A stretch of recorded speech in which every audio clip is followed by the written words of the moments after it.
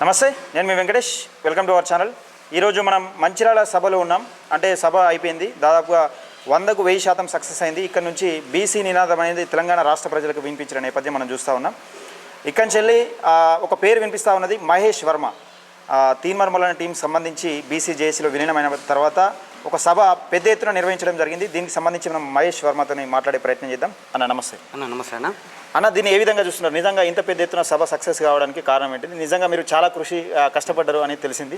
ఎట్లా చూడవచ్చు దీన్ని? అయితే అన్న, అసలు సభ పెట్టే ఆలోచన ఎందుకు వచ్చింది అంటే, కొంతమంది బీసీ ఉద్యమ ద్రోహులు ఉన్నారన్న.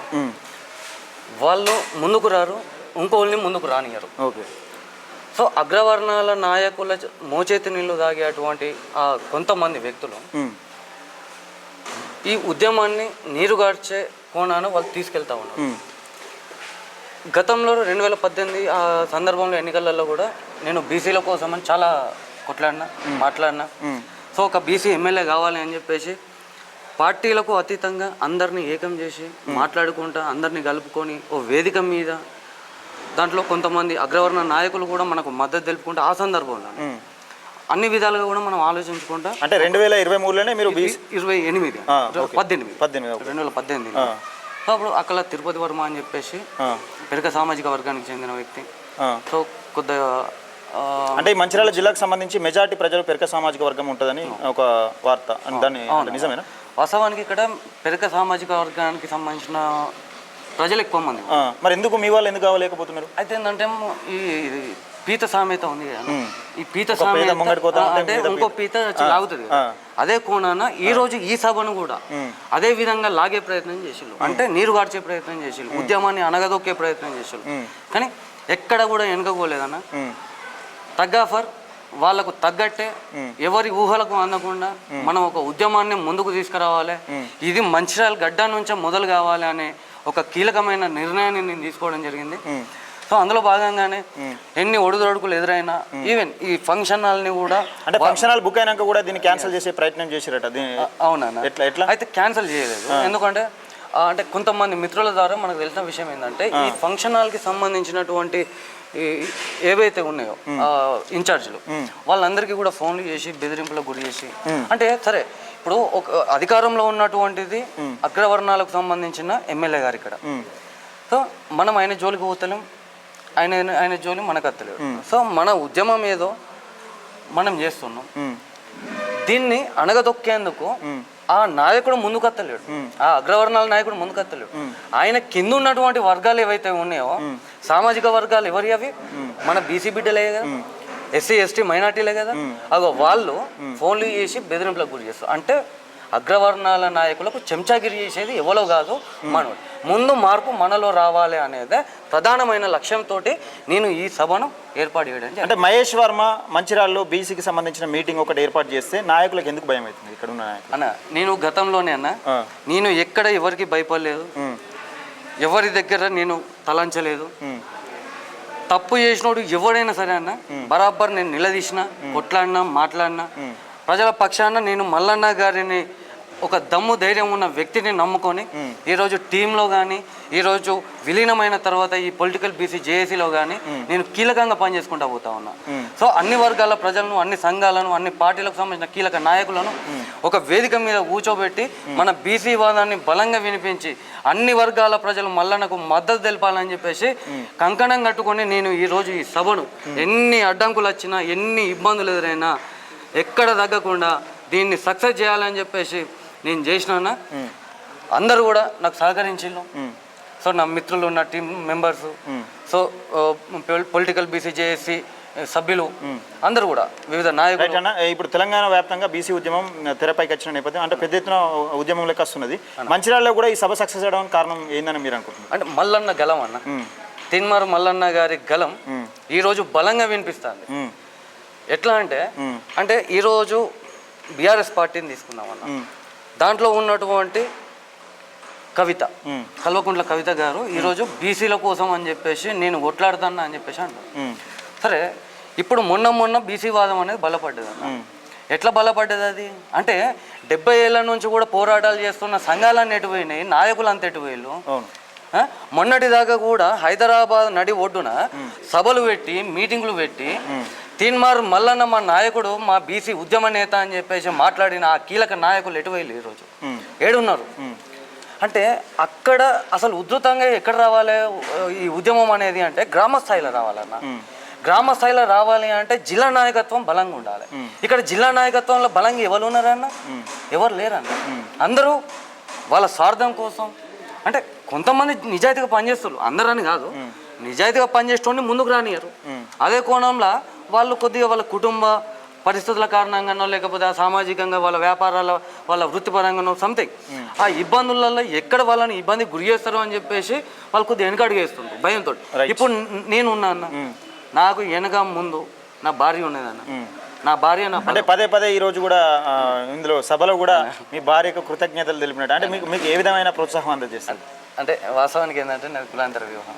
ఇంటర్ క్యాస్ట్ మ్యారేజ్ చేస్తాను అంటే మీ భార్య ఏ క్యాస్ట్ సామాజిక ఓకే అయితే ఏంటంటే ఈ విషయం కొద్దిగా మా ఇంట్లో ఉండడం వల్ల నేను కొంచెం సపరేట్గా ఉండడం దాదాపు 13 సంవత్సరాల నుంచి కూడా నా కుటుంబానికి దూరంగా కేవలం నా భార్యతోటే నేనున్నా నేను విలేకరుగా పనిచేసినప్పుడు కానీ వివిధ కార్యక్రమాలలో కానీ లేకపోతే ఇప్పుడు మల్లన్న గారితో కానీ అంటే గతంలో మల్లన్న గారితో కానీ ప్రస్తుతం ఈ బీసీ పొలిటికల్ జేఎస్లో కానీ నేను కీలకంగా పనిచేస్తున్నా అంటే నేను మాట్లాడే ప్రతి మాట నేను ఒకసారి ఆలోచించి మాట్లాడుతున్నా అంటే దానికి మూల కారణం నా భార్య ఎందుకు అంటే నన్ను ఎప్పుడు గైడ్ చేస్తూ ఉంటుంది ఎవరితో ఎట్లా మాట్లాడాలి నువ్వు ఎవరితో ఏం మాట్లాడాలి ఏం మాట్లాడద్దు అనేది నాకు ఎప్పుడు చెప్తా ఉంటుంది నాకు వాస్తవానికి నా బలం రెండోది ఏంటంటే పొద్దున్న లేచిన కాడ నుంచి రాత్రి ఇంటికి పోయేదాకా న్యాయం పడే ఉంటున్నా నా మిత్రుల ధైర్యం అన్న దీంతో నేను ముందుకు వచ్చిన రైట్ అంటే తీన్మార్ మల్లన్న టీం బీసీ జేఏసీలో విలీనమైన తర్వాత మొట్టమొదటి సభ ఇక్కడ మంచిర్యాలనే పెట్టాలని మీరు ఎందుకు అనుకున్నారు అదే అన్న అయితే ఏంటంటే మనం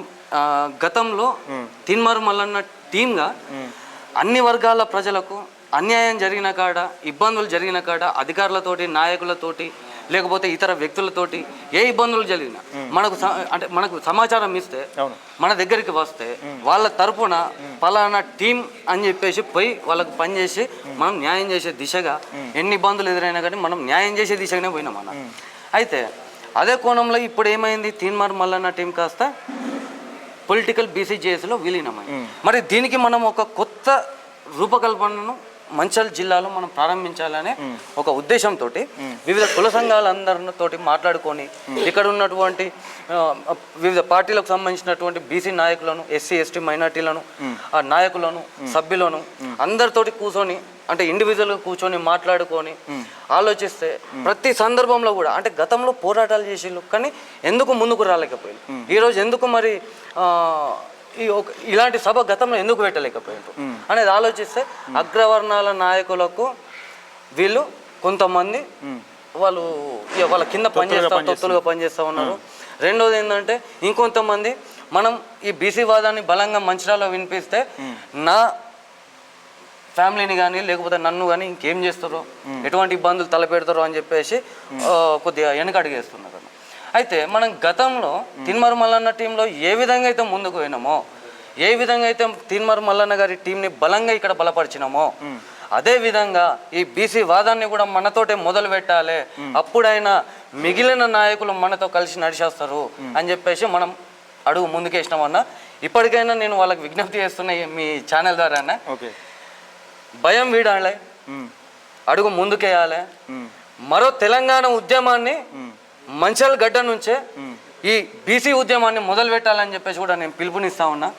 ప్రతి ఒక్కరు కూడా మల్లన్న గారికి మద్దతుగా మనకు సహకరించి అడుగు ముందుకేసి మన రాజ్యాధికారాన్ని మనం సాధించుకొని మన హక్కులను మన వాటాను మనం అన్ని వర్గాల ప్రజలకు కూడా సమాన వాట దక్కాలని చెప్పేసి కూడా మనం పిలుపునిస్తా ఉన్నాం రైట్ చానా ఇప్పుడు నిజంగా సభ సక్సెస్ దాదాపుగా తీన్మార్ మల్లన్న కూడా ఒక ప్రశంసలు మీ పైన చెప్పిండు దీనికి ముఖ్యంగా ఇది మీకోసం కష్టపడ్డ టీం గురించి మీరేం చెప్తారు వాళ్ళతో కూడా మాట్లాడే ప్రయత్నం చేద్దాం ముఖ్యంగా మీ మాటలు వాస్తవానికి ఏంటంటే ఎండ వాన అంటే మనం ఈ రెండు రకాలుగా చెప్పుకుంటే ఎండ కొడితేనేమో చెమటగా అంటే ఈ రోజులలో ఒక అన్నదమ్ములే మనకు తోడు ఉండే నేపథ్యంలో ఒక బలంగా ఏర్పడి మీకు నిజంగా మీకు మంచి జోష్ని ఇస్తున్న ఈ టీం గురించి నాకు టీం నిజంగా చెప్తాను నాలో సగం అన్నట్టే అన్న ఎందుకు అంటే నేను నా నీడలాగా నేను ఎక్కడికి వెళ్ళినా నాతోటే ఉంటారు, నేను ఏడికి పోయినా నాతోటే ఉంటారు.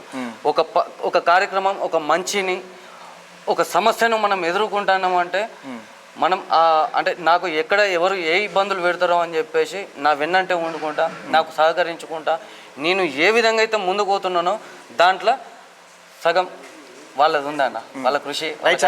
ఒకసారి వాళ్ళతో కూడా ఒక్కొక్క 1 minute మాట్లాడే ప్రయత్నం చేద్దాం. ఒకసారి మైక్ ఇవ్వండి అన్న.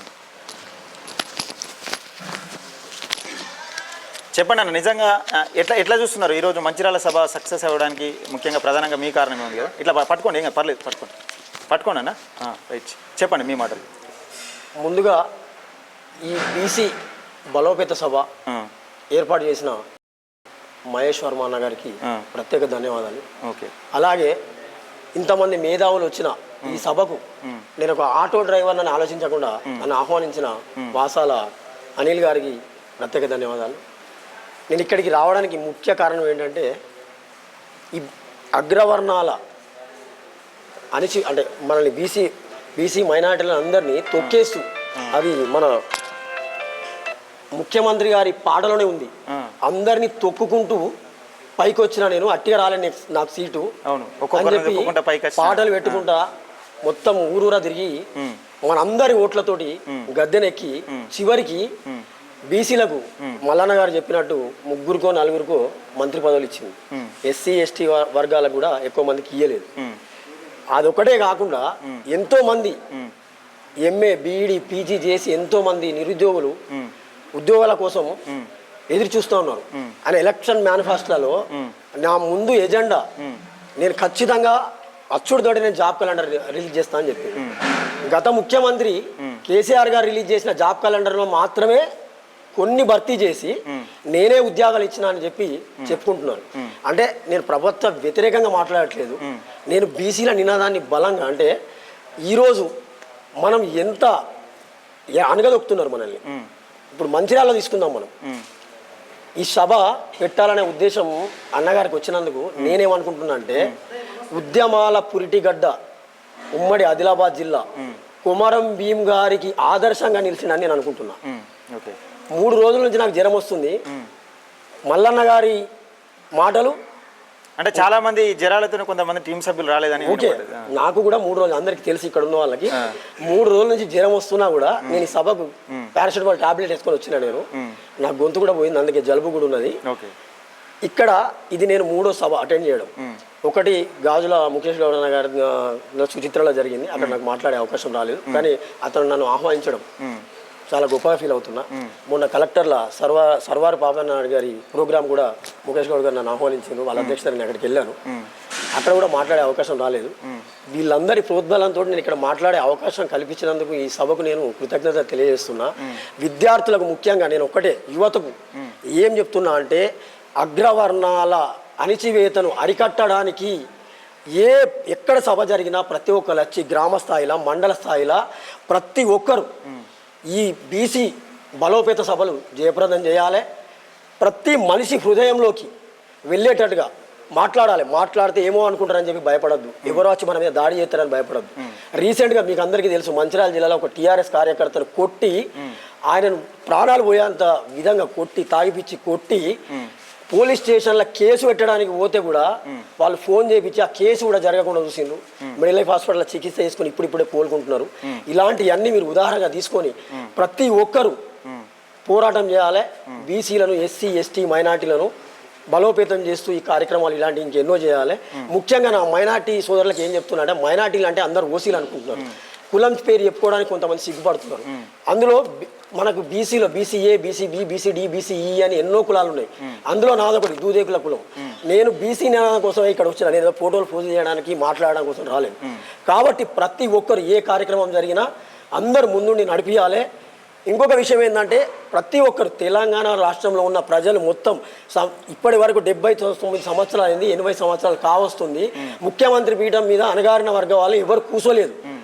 ఇంకొక విషయం ఏంటంటే మల్లన్న గారు ఎప్పుడైతే రేవంత్ రెడ్డి గారు కులగణన చేసిండ్రో బీసీ సర్వే తప్పు అని ప్రకటించిన ఏకైక వ్యక్తి మల్లన్న గారు.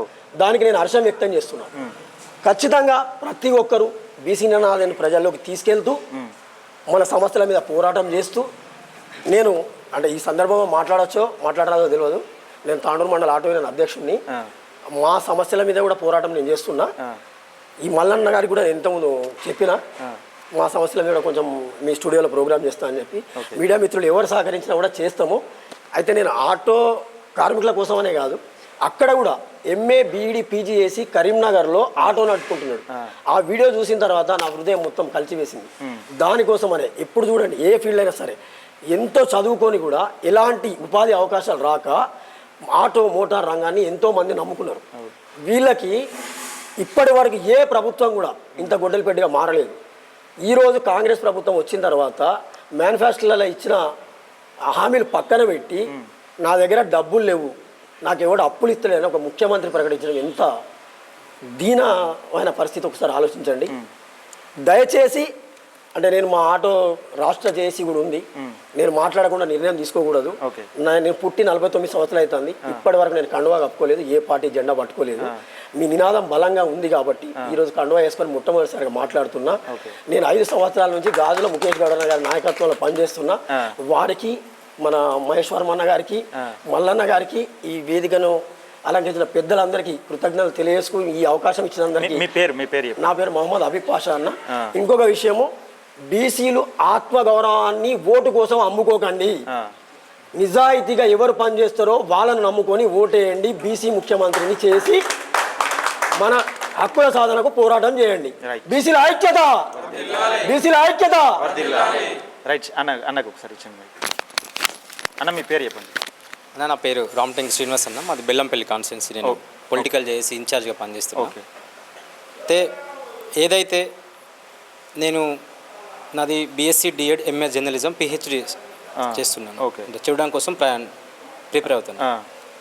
ఈ చదువులలో ఈ పుస్తకాలలో మనకు హక్కులు ఉన్నాయని అలా పొందుపరుచున్నారు. కానీ చూస్తే చరిత్రలు చూస్తే ఒక్కరో ఇద్దరు సీఎంలు అయిన చరిత్ర కనబడుతుంది. కానీ ఈ 79 ఏళ్ళ స్వతంత్రం వచ్చిన అనంతరం ఇక్కడ కూడా మన అణగారిన వర్గాలకు ఎస్సీ ఎస్టీ బీసీ మైనార్టీలకు ఇప్పటికి కూడా ఏదో ఒక రకంగా కులం పేరుతోటో లేకుంటే ఏదో రాజకీయ పరంగానో ఎక్కడో ఒక చోట మనకు అన్యాయం జరుగుతూనే ఉంది.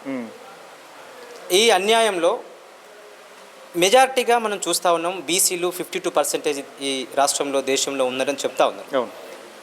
నాకు ఒకటే బాగా అనిపించేది, మా ఎస్సీలకు రిజర్వేషన్ ఎంతో కొంత వస్తుంది, ఎస్టీలకు వస్తుంది. మాది ఎస్సీ నేతకాని సామాజిక వర్గం బెల్లంపల్లి కాన్స్టిట్యున్సీ. నేను ఎమ్మెల్యే కూడా కాంటెస్ట్ చేసిన రీసెంట్గా. అదే వస్తుంది. ఈ బీసీలు ఎన్నడూ చైతన్యం అవుతుంది అని చూస్తూ ఉన్నా. ఎందుకంటే వాళ్ళు చిల్లర వల్లరగా అనేక కులాలుగా విడగొట్టి వాళ్ళు కలుసుకోకుండా చేసిండ్రు.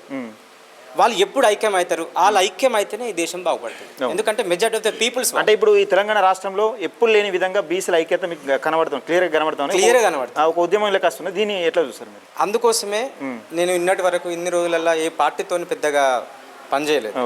తిన్మార్ మల్లన్నని చూస్తూ ఉన్నాం మనం. ఈ నిరుద్యోగుల పక్షాన కావచ్చు, ఈ గతంలో ప్రభుత్వం చేసిన అన్యాయాల మీద మాట్లాడిన ఏకైక వ్యక్తి తిన్మార్ మల్లన్న. అనేక దాడులు జరిగినాయి. ఆయన చూసిన తర్వాత ఆ కొద్ది రోజుల తర్వాత మళ్ళీ బీసీ నినాదాన్ని ఎత్తుకున్నాడు. So he is the right person. ఈయన ఏదైనా చేయగలుగుతాడు.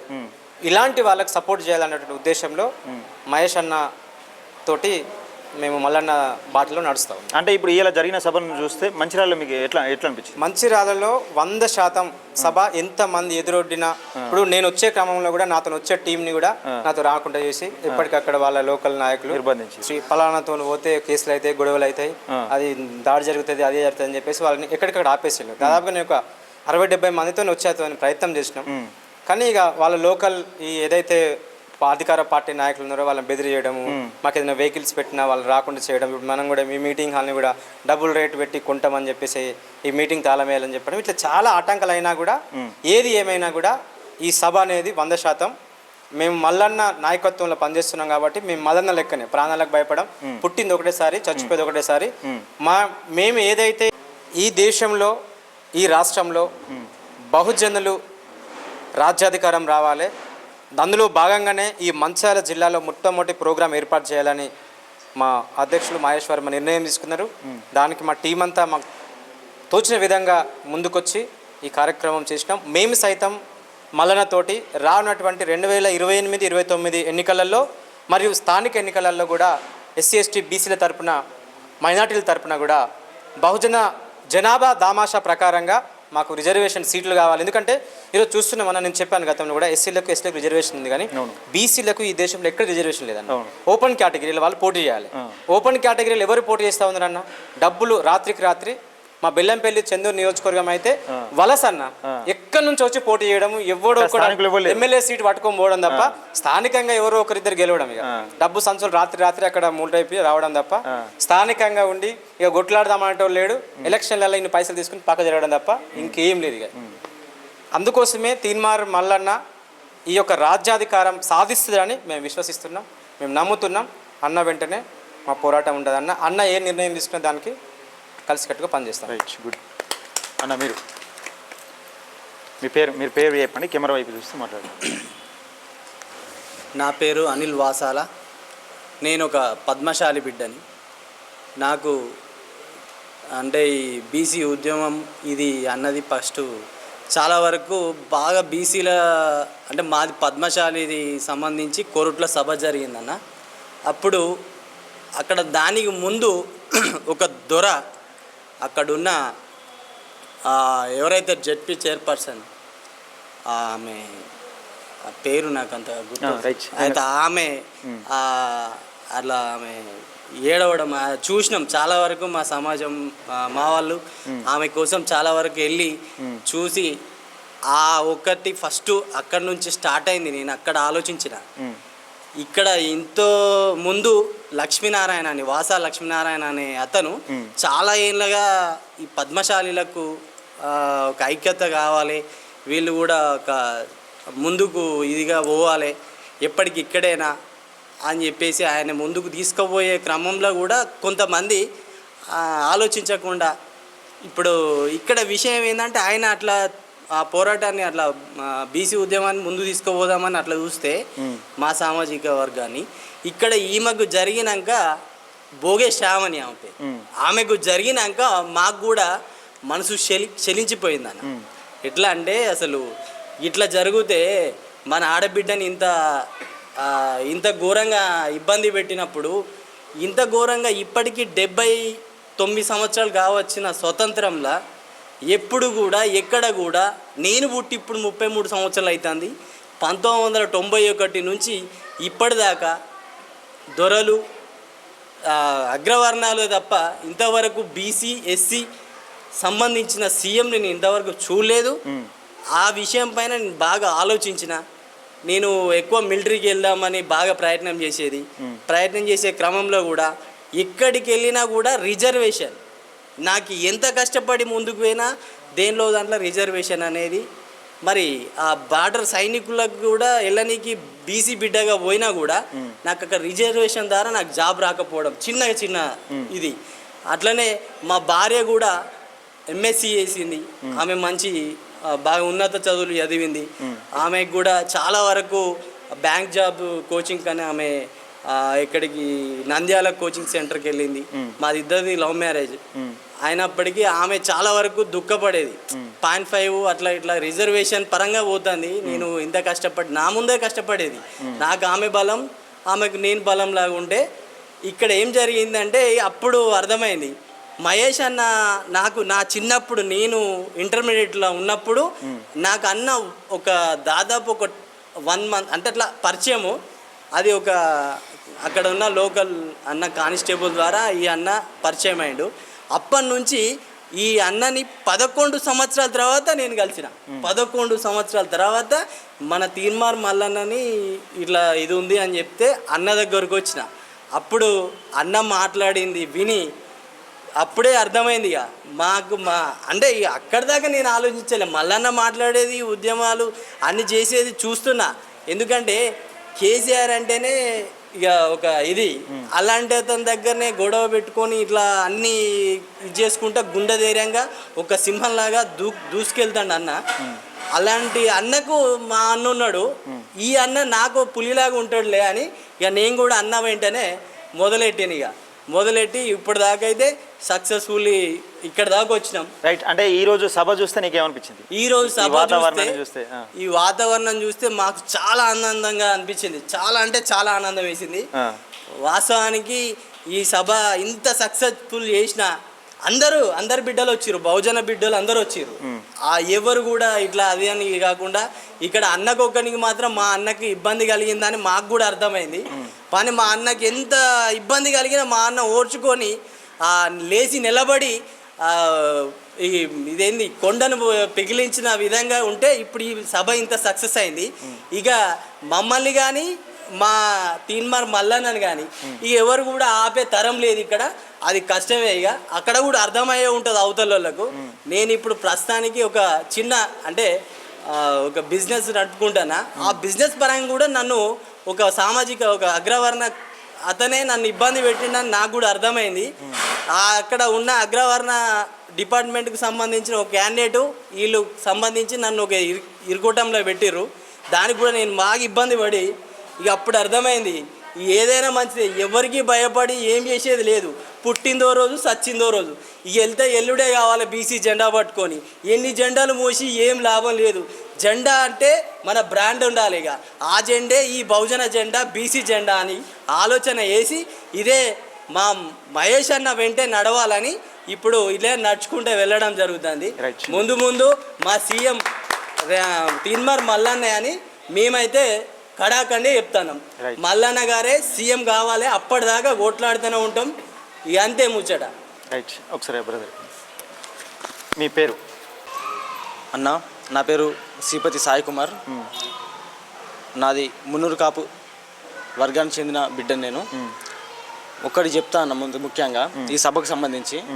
ఈ సభ జరగడం ఎక్కడి నుంచి అయితే స్టార్ట్ అయిందో అప్పటి నుంచి వెళ్ళి తీన్మార్ మల్లన్న గారి సలహా సూచనలకు తీసుకొని మహేష్ అన్న గారి ఆధ్వర్యంలో మేము పనిచేయడం, ముఖ్యంగా నేను పనిచేయడం చాలా సంతోషంగా ఉందన్న. ఈ సంతోషంగా ఉంది అన్న మాట ఎందుకు వాడుతున్నా అంటే గతంలో ఒక 2 పార్టీ మీటింగ్లకు పోయినా అన్న నేను.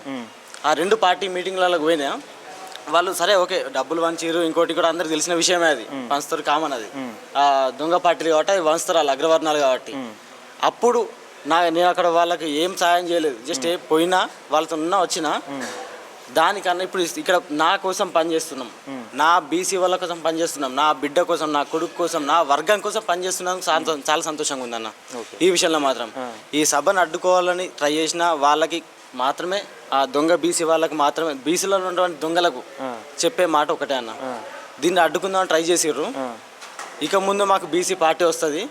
ఆ బీసీ పార్టీలో కూడా మంచిర్యాలలో వేదికగా ఒక మంచి పెద్ద సభ ఏర్పాటు చేసి వాళ్ళ చెంప చెల్లుమనే విధంగా ముందుకు సాగుతామని చెప్పేసి మీకు రైట్. మంచిర్యాల సభను ఉద్దేశించి నిజంగా ఈరోజు జరిగిన సంబరాన్ని ఉద్దేశించి చివరిగా మహేష్ వర్మ గారు ఒక 2 ముచ్చట్లు.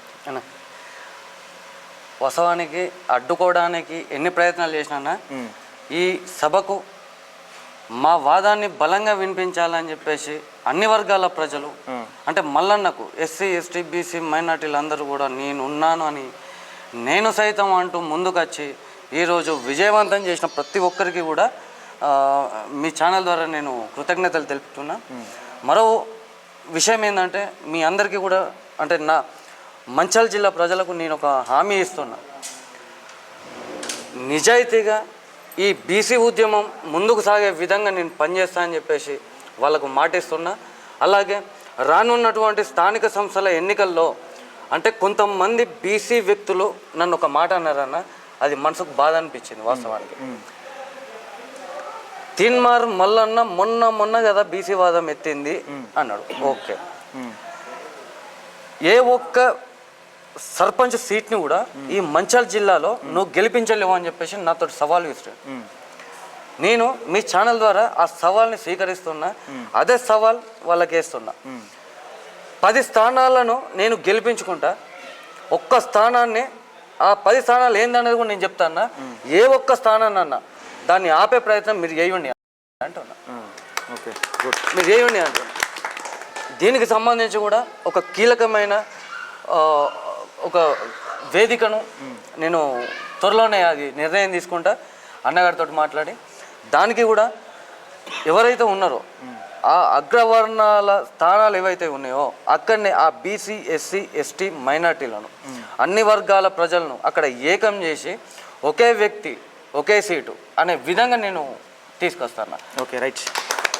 కంగ్రాట్స్. మొత్తానికి అయితే బీసీ పొలిటికల్ జేసీ ఆధ్వర్యంలో, అంటే బీసీలు అంటే బీసీ పొలిటికల్ జేసీ అంటే ఓన్లీ బీసీలకు సంబంధించిన అంశం అని చాలామంది అనుకుంటున్నారు. కానీ మంచిర్యాల సభ నేపథ్యంలో బీసీ పొలిటికల్ జేసీ అంటే బీసీ ఎస్సీ ఎస్టీ మైనార్టీ అందరిది, బీసీలకు మాత్రమే రిజర్వేషన్ లేవు, మాకు సైతం ఆ రిజర్వేషన్లు ఉండి మైనార్టీలకు అందరు కలిసి కొట్లాడుతున్న నేపథ్యం మనం చూస్తా ఉన్నాం. ఇందులో బీసీ ఎస్సీ ఎస్టీ మైనార్టీలు అందరూ ఉన్నారు. దీన్ని ఉద్దేశించి నిజంగా సభ సక్సెస్ కావడానికి కారణం ఎన్ని ఆటంకులు ఎదురైనా కానీ సభనైతే విజయవంతం చేసిర్రు. ఇది మొత్తానికి మంచిర్యాలకు సంబంధించి గ్రౌండ్ రిపోర్ట్.